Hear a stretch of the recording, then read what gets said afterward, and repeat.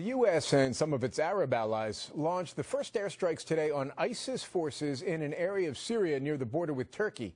Holly Williams has spent most of the last week on that border. She joins us tonight actually from Iraq. Holly, how have these first airstrikes gone? Well, Jim, if you talk to people who are suffering at the hands of ISIS inside Syria, as well as the refugees who continue to stream across the border into Turkey, they'll tell you that the strikes aren't effective enough. This is the front line of the new war against ISIS in Syria and Iraq. Syrian Kurds here doing battle with the Islamic State militants near the border with Turkey. This all as the U.S. continues its relentless air assault on enemy targets across the region.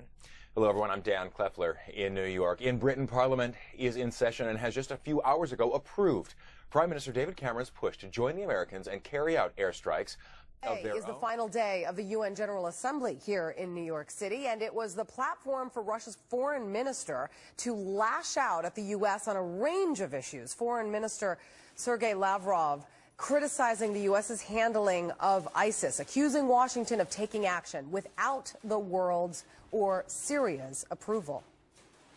The struggle against terrorists on the territory of Syria should be organized in cooperation with the Syrian government, which has clearly stated its readiness to join it.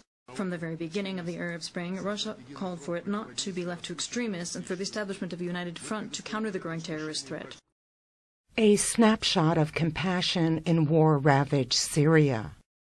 Abandoned cats in Aleppo have found a friend in a local ambulance driver called Allah, who is feeding them amid the ongoing violence. He buys about $4 of meat every day to feed about 150 abandoned cats.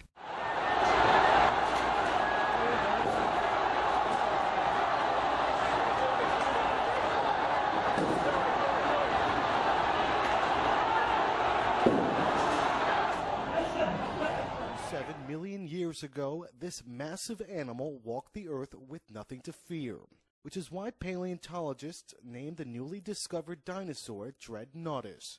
Kenneth Lacavera from Drexel University led the excavation in Argentina.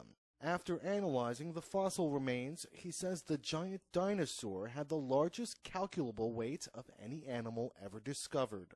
Another giant dinosaur, Argentinosaurus, might have been larger, but its scant remains do not allow a reliable weight estimate.